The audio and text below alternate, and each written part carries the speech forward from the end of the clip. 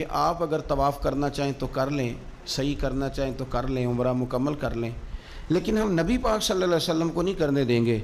تو حضرت عثمان غنی کہنے لگے تم کیا سمجھتے ہو میں مدینے والے رسول کے بغیر عمرہ کر لوں گا؟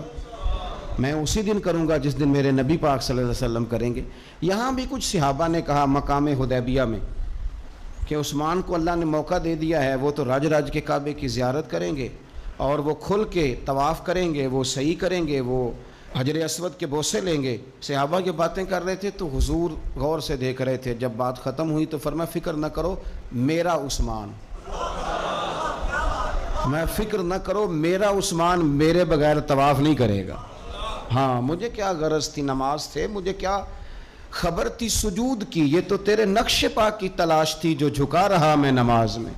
اور اقبال کہنے لگے اذاں تو ازل سے تیرے عشق کا ترانہ بنی، اور نماز تو اس کے نظارے کا ایک بہانہ بنی۔ وہاں سے خبر موصول ہو گئی کہ حضرت عثمان غنی کو شہید کر دیا گیا۔ اگرچہ نبی پاک صلی اللہ علیہ وسلم کے علم میں تھا کہ عثمان کو شہید نہیں کیا گیا، لیکن جب خبر آئی تو صحابہ میں جوش پیدا ہو گیا، ہم جہاد کریں گے، ہم ان سے لڑیں گے، بدلہ لیں گے۔ جو اچھا لیڈر ہوتا ہے وہ قوم کے جذبات ٹھنڈے نہیں کرتا بلکہ جذبات کو صحیح رستہ دکھاتا ہے۔ وہ جب صحابہ میں جوش پیدا ہوا نا کہ عثمان غنی کا بدلہ لینا ہے، تو نبی پاک صلی اللہ علیہ وسلم نے ایک درخت کے نیچے سب کو بلایا، فرمایا میرے ہاتھ پہ بیعت کرو کہ تم جہاد کرو گے اور جہاد میں ثابت قدم رہو گے، میرے ہاتھ پہ بیعت کرو۔ اب سب لوگ آئے کہ ہم جہاد کریں گے، ثابت قدم رہیں گے، عثمان کا بدلہ بھی لیں گے۔ وہ بیعت تھی کہ کیا نرالا رنگ تھا، اور حضور کو پتا تھا، وہ بھلا کس دلیل سے پتا تھا؟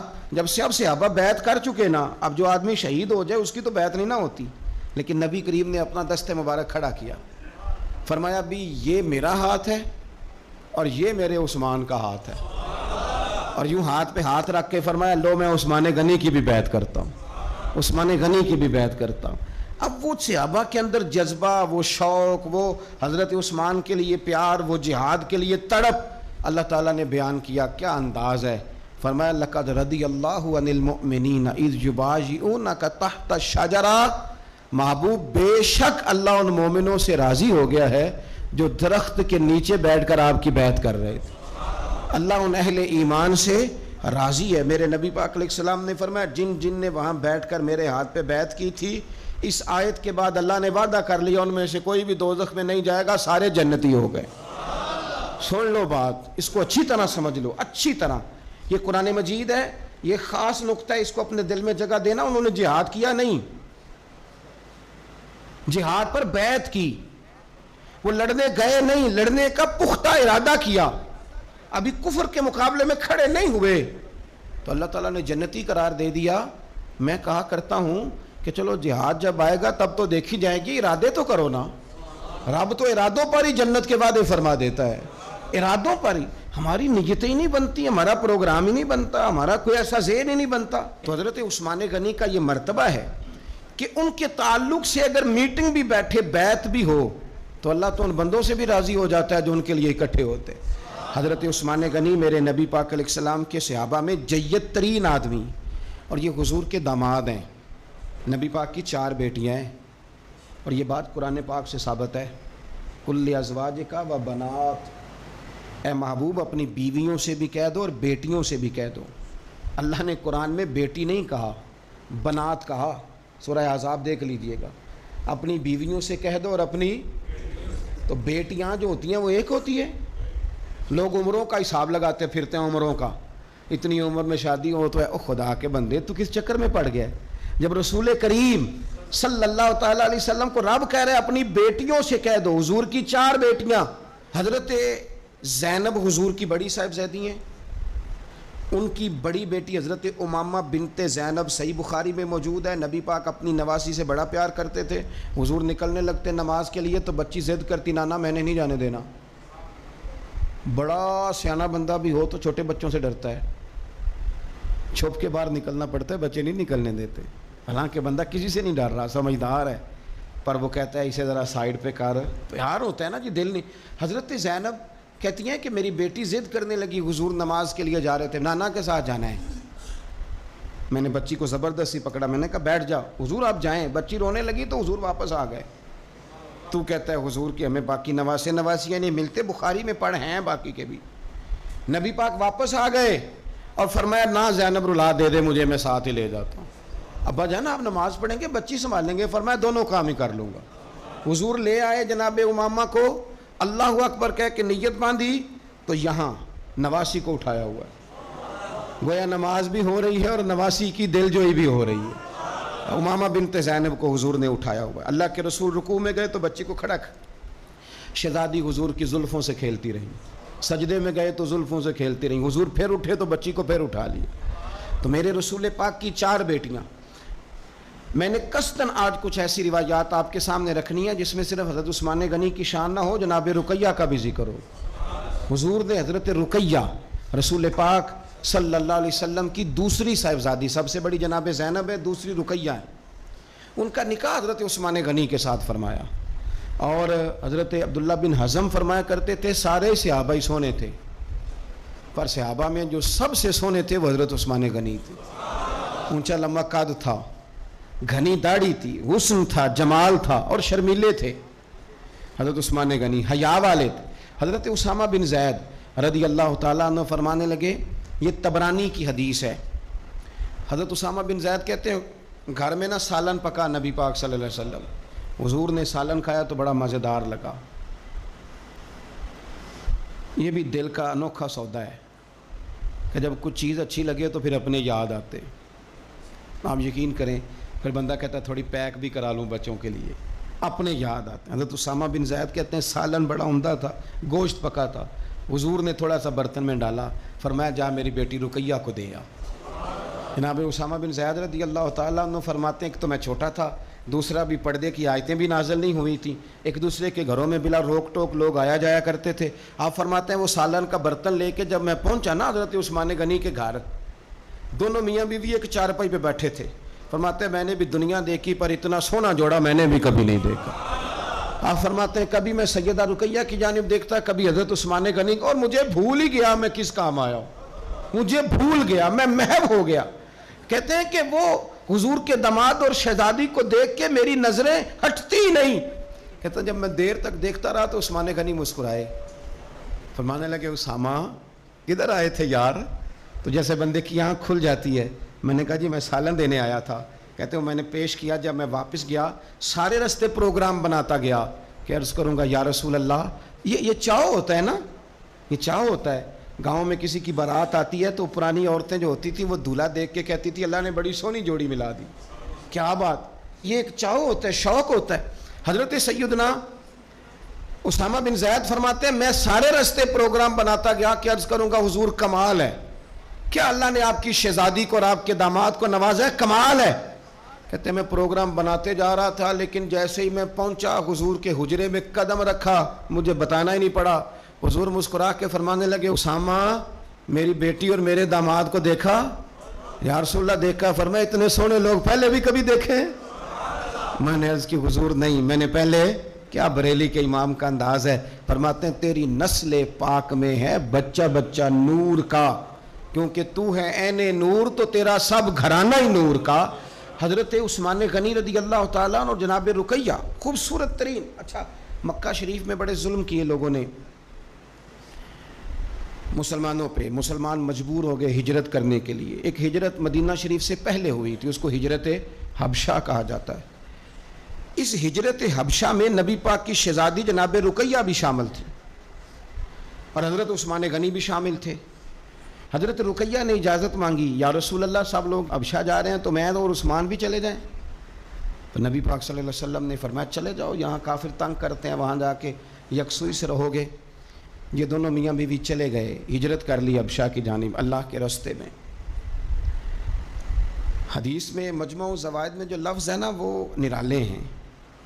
صحابہ فرماتے ہیں حضور ہر آنے جانے والے سے پوچھتے میری رقیہ کا کیا حال ہے، میرے عثمان کا کیا حال ہے، لیکن خبر نہ کوئی ملتی، حضور پریشان رہتے۔ صحابہ فرماتے ہیں ایک عورت ایک دن آئی تو نبی پاک علیہ السلام نے اس سے بھی فوراً پوچھا بتاؤ نا میرے عثمان اور رقیہ کا کیا حال ہے، ملی ہو؟ کہنے لگی یا رسول اللہ میں مل کے آئی ہوں، عثمان کو تو اللہ نے شان ہی بڑی دی ہے، وہ مٹی کو بھی ہاتھ لگاتا ہے تو رب اسے سونا بنا دیتا ہے، وہ تو کمال ہو گئی۔ اللہ کے حبیب وہ بڑے سکون میں ہیں، سکھی ہیں۔ اب حضور نے بیان کیا مجمع الزوائد میں اور تاریخ الخلفاء میں امام سیوطی علیہ رحمٰن نے اس کو لکھا. اب یہاں نبی پاک علیہ السلام فرمانے لگے, حضور فرمانے لگے, اللہ کے نبی حضرت لوط علیہ السلام وہ تھے جنہوں نے اپنی بیوی کے ساتھ اللہ کے راستے میں ہجرت کی تھی. حضرت لوط علیہ السلام, ہجرت بہت بڑا مقام ہے اگر کوئی دین کے لیے کرے, لیکن صحابہ نے ہجرت کی تو اکیلے اکیلے. حضرت ابو بکر بھی ہجرت کر کے گئے تو اکیلے, حضرت عمر بھی گئے تو اکیلے. لیکن حضور فرمانے لگے انبیاء میں سے حضرت لوط علیہ السلام نے ہجرت کی تھی اپنی بیوی کے ساتھ, چونکہ گھر والوں کو لے کے ہجرت کرنا مشکل ہوتا ہے, جو کام مشکل ہو اس پہ اجر بھی زیادہ ملتا ہے. حضرت لوط نے ہجرت کی تھی اپنی بیوی کو لے کے. فرمایا جناب لوط سے لے کر آج تک دوبارہ اگر کسی جوڑے کو ہجرت کرنے کی سعادت ملی ہے تو میرے عثمان اور میری بیٹی رقیہ کو ملی ہے. فرمایا عثمان نے اپنی بیوی سمیت ہجرت کی ہے. حضرت لوط علیہ السلام سے لے کر عثمان غنی تک, اگر کبھی آپ اس پہلو کو سمجھیں تو بڑا ذائقہ دے گا کہ گھر بار چھوڑا ہے, ہر چیز قربان کی ہے. کس لیے؟ اللہ اور اللہ کے رسول کے لیے.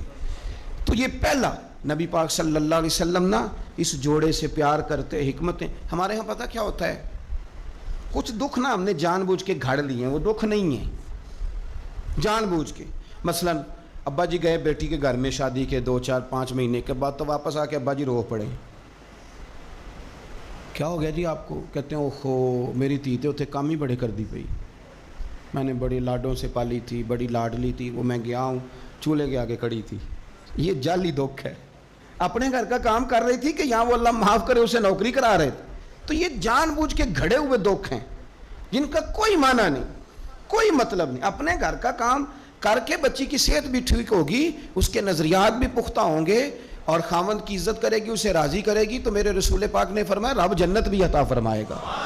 لیکن یہ دکھ ہے جناب, وہ ہو میں گیا گرمی بڑی سخت تھی, یعنی یہ دکھ ہے کوئی کہ میری بیٹی روٹیاں پکاتی ہے, جی شکر کر پکاتی ہے, اللہ کا احسان سمجھ. یہ تو دور ہے وسوسوں کا. میں تو کہتا ہوں اس میں جو بندہ زیادہ مصروف ہے نا, اس کو روٹی کھانے کا ٹائم بھی مشکل سے ملتا ہے, وہ بھلا آدمی ہے. تھک کے سوئے, یہ ٹینشنوں میں نہ پڑے, چگلیوں میں نہ پڑے, غیبت میں نہ پڑے, گلے نہ کرے, بری سوچ نہ اسے آئے, اچھا اللہ کا شکر ادا کر.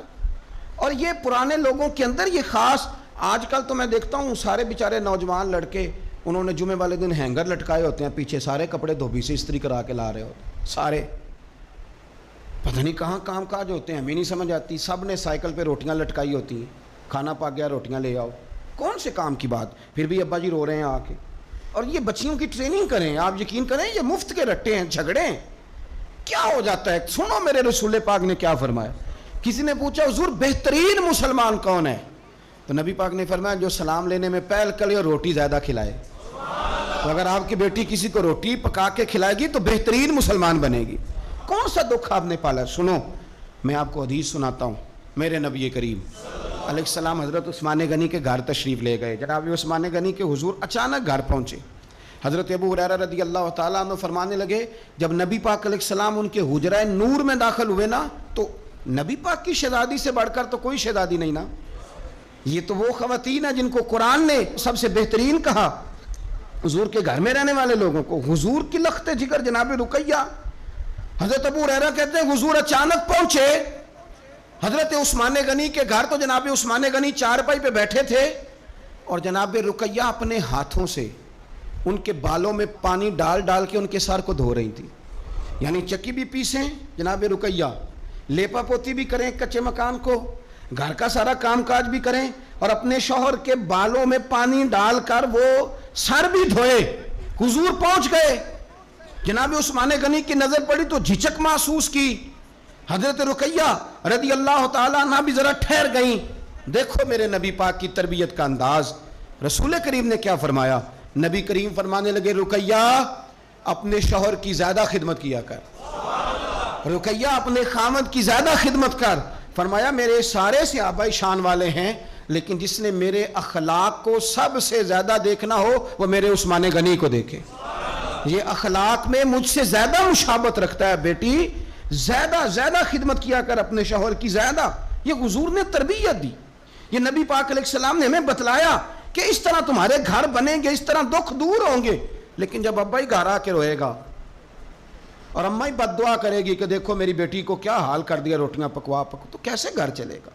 سمجھیں آپ ان چیزوں. حضور سید عالم صلی اللہ تعالیٰ علیہ وسلم نے فرمایا اور خدمت کر. ایک دن پھر حضور گئے گھر میں تو جا کر کے پوچھا کہ عثمان غنی کہاں ہے؟ تو جناب رقیہ، اب چونکہ حضور نے کہا تھا زیادہ خدمت کر، تو اس دن تو صرف بال دھوئے تھے نا، آج ایک بات بڑھ کے بیان کی. عرض کی یا رسول اللہ، میں نے ان کے بالوں میں کنگھی کر کے انہیں باہر بھیجا ہے. آپ ذرا انداز دیکھیے شہزادی کے بات کرنے کا. حضور میں نے بالوں میں کنگھی کر کے بھیجا ہے. حضور مسکرائے، فرمایا رقیہ میں عثمان سے بھی راضی ہوں، پتر تجھ سے بھی بڑا ہی راضی ہوں، میں تم دونوں سے بڑا راضی ہوں. آپ دین اسلام کے اس خوبصورت ترین مزاج کو سمجھیں کہ میرے نبی کریم صلی اللہ تعالیٰ علیہ وآلہ وسلم نے ارشاد فرمایا کہ میں تم دونوں سے راضی ہوں. حضرت رقیہ رضی اللہ تعالیٰ عنہ کے گھر حضور سالن بھی بھیجیں، ان کی ہجرت کی بھی تعریف کریں، ان کے حسن کی بھی تعریف کریں، میاں بیوی کے آپس میں رشتے کو مضبوط کرنے کی بات کریں. جناب رقیہ بیمار ہو گئیں، سیدہ رقیہ رضی اللہ تعالیٰ اس وقت بیمار ہوئیں جب میرے نبی پاک صلی اللہ علیہ وسلم بدر کی تیاری میں تھے. حضور تشریف لائے، بیٹی کو بیمار دیکھا تو حضور غمگین ہوئے. حضرت عثمان غنی رضی اللہ تعالیٰ عنہ سے فرمانے لگے عثمان بدر میں ہم دونوں نہیں جائیں گے، یا میں رہ جاتا ہوں یا تو رہ جا. ایک روایت میں حضرت عثمان غنی فرمانے لگے یا رسول اللہ صلی اللہ علیہ وسلم آپ جو فیصلہ کریں مجھے منظور ہے. تو حضور فرمانے لگے میں نے تو کمان کرنی ہے نا، میں جاتا ہوں، تو میری بیٹی کی تیمارداری کر. حضرت عثمان غنی رضی اللہ تعالیٰ عنہ بدر میں شریک نہیں ہوئے. بدر میں گنتی میں لوگ 312 تھے، حضرت عثمان گئے نہیں، پر نبی پاک نے فرمایا عثمان چونکہ میری بیٹی کی تیمارداری کر رہا ہے لہذا وہ بدر میں نہیں بھی آیا، پھر بھی اللہ نے بدریوں میں شامل کر لیا، پھر بھی یہاں شامل ہے. اسے اجر بھی ملے گا، اسے وہ جزا بھی ملے گی، نہ آن کر بھی وہ شامل ہے، اس لیے کہ وہ میری بیٹی کی خدمت میں مشغول ہے. حضرت عثمان غنی کی ذرا عظمت تو دیکھنا میرے بھائیوں. حضور جب بدر سے واپس آئے تو جناب رقیہ وصال کر گئی تھی، جناب عثمان انہیں دفن کر کے آ رہے تھے. اب بات آگے چلی، حضرت عثمان بھی غمگین رہنے لگے کہ میرا حضور سے قریبی رشتہ تھا، اب کیا بنے گا. یہ دنیا میں واحد انسان ہے حضرت عثمان غنی کہ کسی ایک شخص کو کسی نبی کی 2 بیٹیوں سے نکاح کرنے کا موقع ملا. حضور نے اپنی چھوٹی شہزادی حضرت ام کلثوم رضی اللہ تعالی عنہ کا نکاح بھی ان کے ساتھ کر دیا. میرے سامنے مجمع الزوائد پڑھی ہے.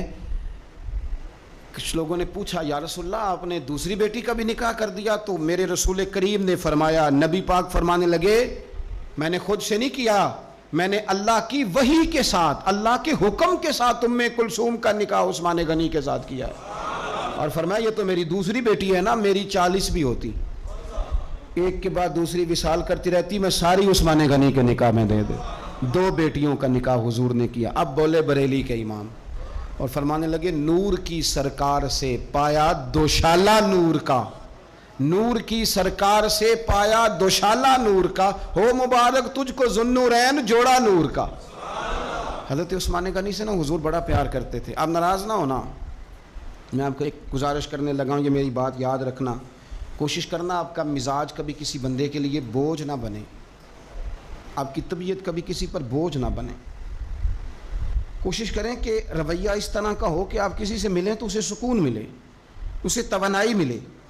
بعض لوگ ایسے ہوتے ہیں کہ جن سے ملنے کو دل کرتا ہے، مثل تعویذ ہوتے ہیں کچھ لوگ، وہ جب بھی ملتے ہیں شفا ہوتی ہے. کچھ لوگ ایسے ہوتے ہیں کہ جن سے ملنے کو نا بندے کا دل کرتا ہے کہ کبھی یہ آ جائے نا 2 گھڑیاں، اور وہ جانے لگے تو بندہ اسے کہتا ہے اتنی بھی جلدی کیا ہے، ذرا ٹھہر جائیے. ہاں جی، تو کبھی بوجھ نہ بنے. بعض لوگ ایسے ہوتے ہیں جو دقت کرتے ہیں، بوجھ بنتے ہیں، اور بعض ایسے ہوتے ہیں جن سے ملنے کو دل کرتا ہے. کیا خوبصورت حدیث ہے. حدیث کے راوی سیدہ عائشہ صدیقہ ہیں. بڑی چیزیں میں نے پڑھی حضرت عثمان کے بارے میں، بڑی کتابیں دیکھی، لیکن یہ بات پڑھ کے نا تو کلیجہ بڑا ٹھنڈا ہو گیا. پیار بہت سارے لوگوں سے ہوتا ہے یار، یہ تو نہیں ہے نا کہ پیار نہیں. نبی پاک کا جو حضرت ابوبکر صدیق سے پیار ہے اس کا دنیا میں کوئی انکار کر سکتا ہے؟ حضرت عمر کو جو حضور چاہتے ہیں کوئی انکار کر سکتا ہے؟ اور مولا کائنات شیر خدا جن کو حضور نے فرمایا کہ جدھر علی ہوتا ہے حق بھی خود بخود ادھر ہو جاتا ہے، حق مڑ جاتا ہے جدھر علی مڑتا ہے. اتنا بڑا، اور فرمایا من کنت مولا فعلی مولا، جس کا میں مولا علی بھی اس کے تو یہ کوئی حد ہی نہیں ہے، حضرت مولا علی سے حضور کے پیار کی کوئی حد ہی نہیں ہے.